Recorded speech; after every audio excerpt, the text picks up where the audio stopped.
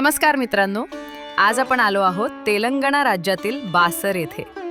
आज आपण बासर येथील श्री गोदावरी नदीवर जाणार आहोत।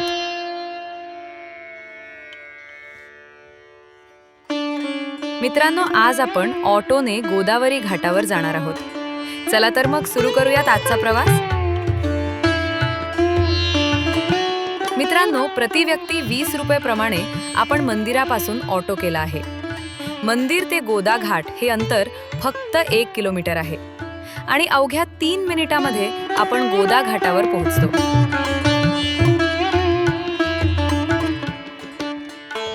गोदावरी घाटाच्या प्रवेशद्वाराशी सुंदर रांगोळी आपले स्वागत करते। आजही परंपरा, श्रद्धा आणि संस्कृती जपलेली इथे पाहायला मिळते।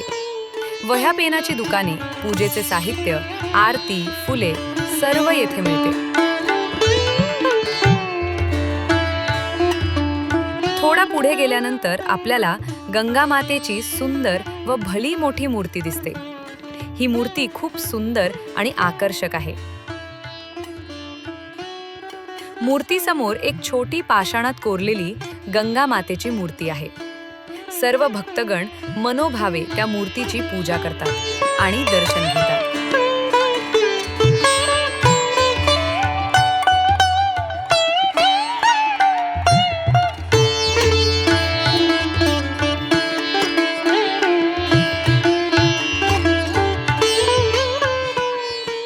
मित्रांनो, बासरजवळ मंजिरा नदी गोदावरी नदीत विलीन होते आणि या ठिकाणी पाण्याचा प्रवाह वाढतो।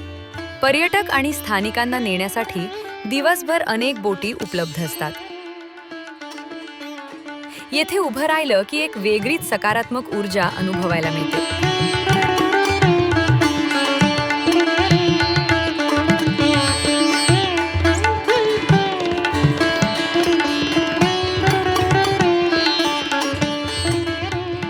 ही आहे दक्षिण गंगेच्या नावाने ओळखली जाणारी गोदावरी नदी। येथे भाविक श्रद्धेने स्नान करताना दिसतात। घाटावर असलेला हा महादेवाची पिंड जणू सांगतो, निसर्ग आणि ईश्वर एकमेकांपासून वेगळेसे नाहीत।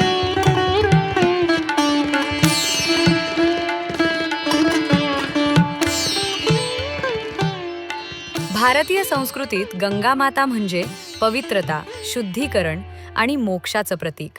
असं मानलं जातं की गंगेच्या स्पर्शाने पापांचा क्षय होतो आणि मन निर्मळ होतं।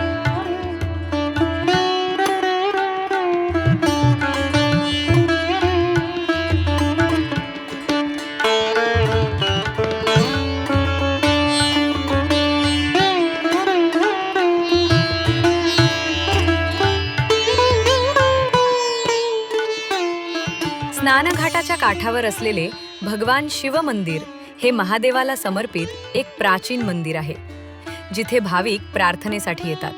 हे मुख्य घाट क्षेत्रापासून थोड्याच अंतरावर आहे।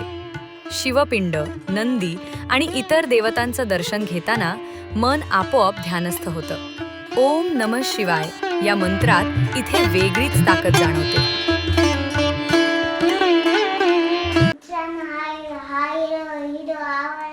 लाईक करा, शेअर करा, चॅनलला सबस्क्राईब करा। बाय।